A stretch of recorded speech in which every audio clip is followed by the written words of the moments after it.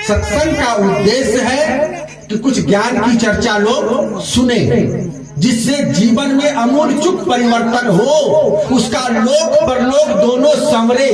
जीवन क्या है, जीवन को कैसा होना चाहिए, जीवन में सत्संग की क्या आवश्यकता है, जीवन में खान पान कैसा होना चाहिए, रहन सहन कैसा होना चाहिए, इन सब चीजों को जानना और समझना चाहिए। जीवन का लक्ष्य उद्देश्य ज्ञान की प्राप्ति है, अज्ञान की निवृत्ति है। तो ज्ञान की प्राप्ति अज्ञान की निवृत्ति कब होगी? जब संतों की वाणी सुनेंगे तब।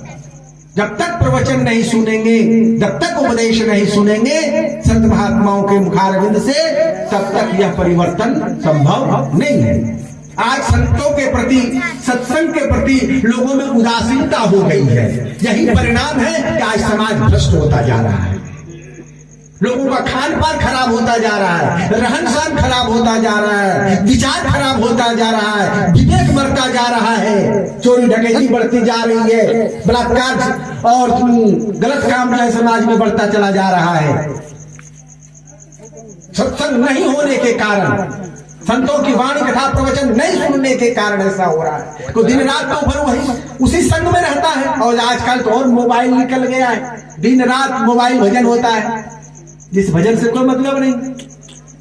तो और लोगों की जो है प्रवृत्ति खराब होता चला जा रहा है। समाज कहां से बनेगा, कहां से बिगड़ेगा? आज देख तो घर में किसी से किसी को प्रेम नहीं रह गया, पति पत्नी में झगड़ा लड़ाई, माँ बेटी में लड़ाई झगड़ा, बाप बेटे में लड़ाई झगड़ा होता ही नहीं। मैं झूठ तो नहीं कह रहा हूं। अरे आपके समाज में ना हो तो भाई, क्योंकि आपका बिशनपुर है तो अलग की बात है, लेकिन हम जहां जहां जाते हैं ये जितनी बातें मैंने कही सब जगह देखा जाता है। आखिर कारण क्या है?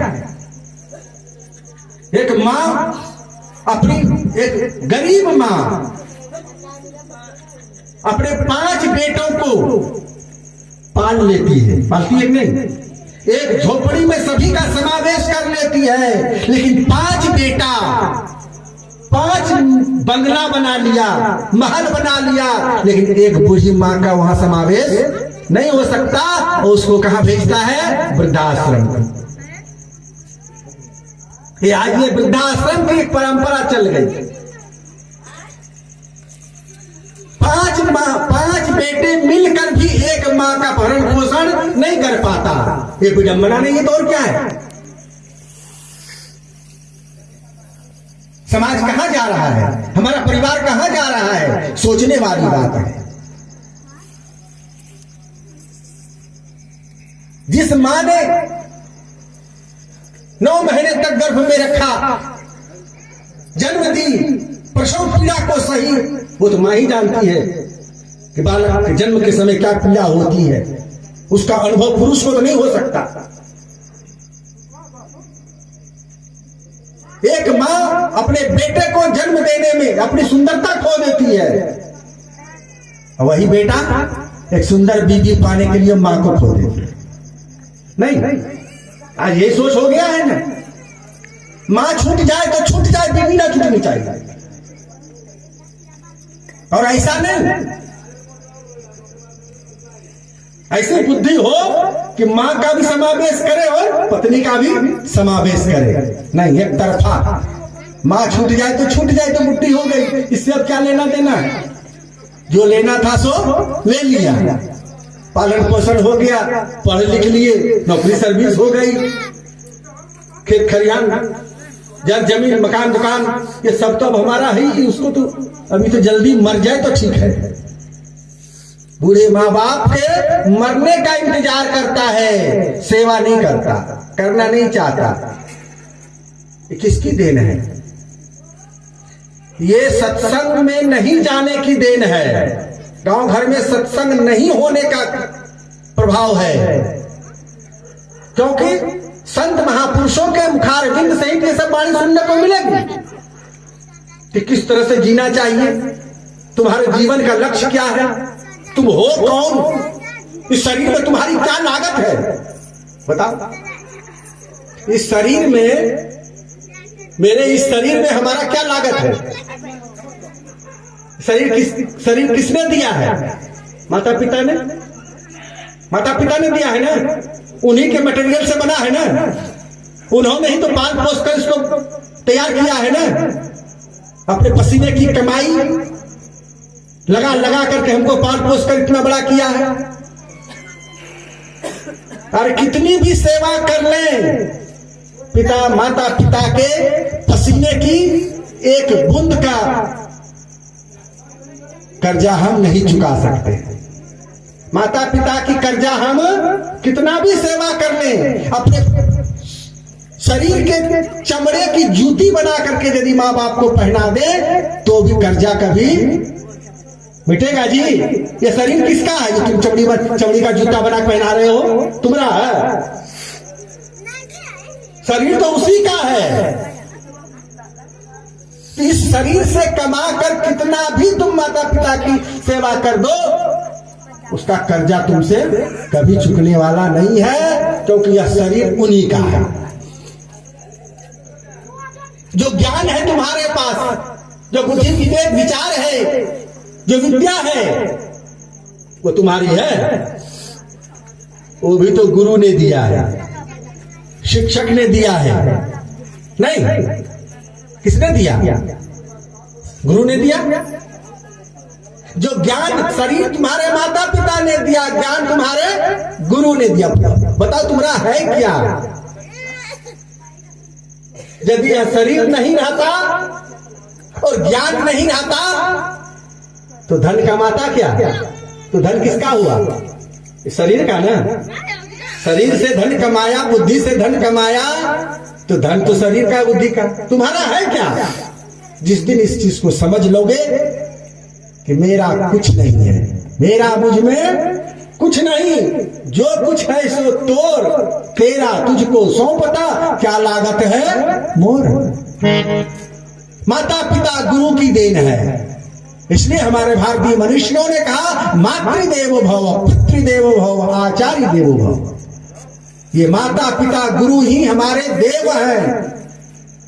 इनकी पूजा करो, इनकी अर्चना करो, इनकी वंदना करो। जितना माता पिता खुश होगा,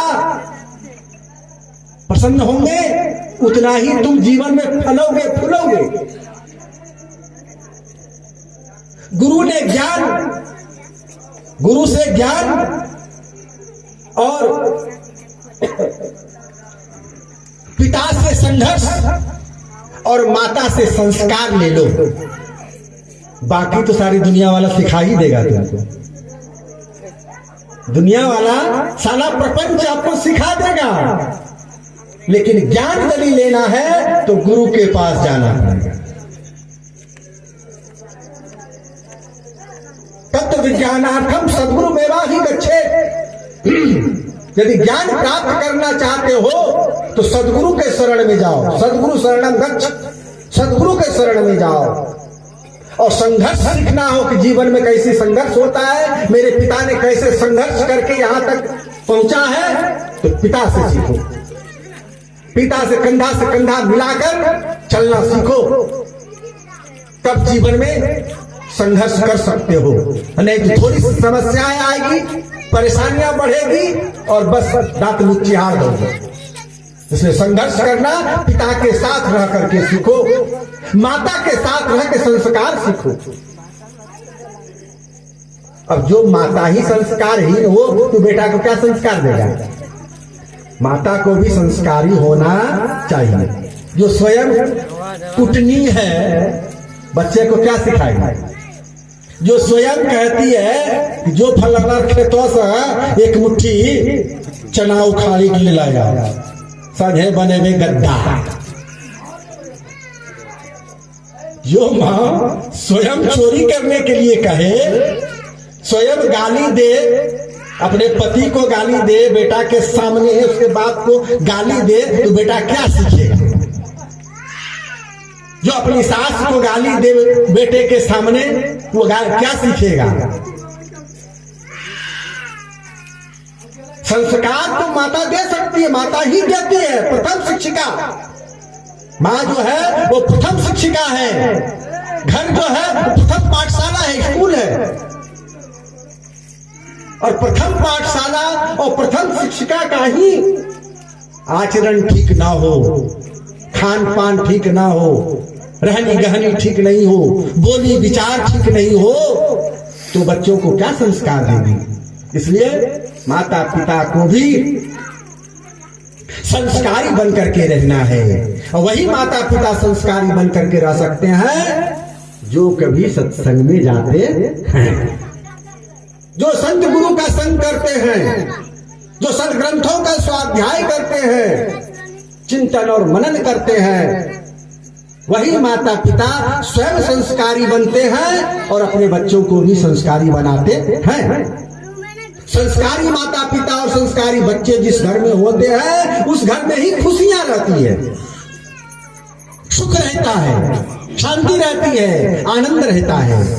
नहीं तो दुखमय जीवन जिस घर में कितना भी पैसा हो जाए, कितनी भी उच्ची अट्टालिकाएं हो जाए, कितने भी बड़े बड़े पद पर पदासीन हो, लेकिन घर में यदि कलह है, रोज झगड़ा लड़ाई होता है, मारपीट होता है, एक दूसरे का निंदा शिकायत होता है, ईर्ष्या द्वेष में जलता रहता है, उस घर में खुशियां कहां से आएगा, सुख कहां से मिलेगा। इसलिए सत्संग की बड़ी महती आवश्यकता है। जिस जीवन में जीवन के बहुमुखी विकास के लिए, चतुर्दिक विकास के लिए सत्संग बहुत जरूरी है। संत महापुरुषों की अमृत वाणी का सुनना बहुत ही जरूरी है। तन के लिए जैसे भोजन जरूरी है, उसी तरह से मन के लिए सत्संग जरूरी है।